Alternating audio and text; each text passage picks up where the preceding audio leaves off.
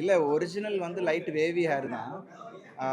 Bala sir வந்து காலையிலே வருவார். வந்துட்டு கொஞ்சோண்டு பிரில் க்ரீம் கொஞ்சம் எடுத்துகிட்டு குளிச்சுட்டு அப்படியே வருவேன். கொஞ்சம் எடுத்துகிட்டு சுற்றுவார்.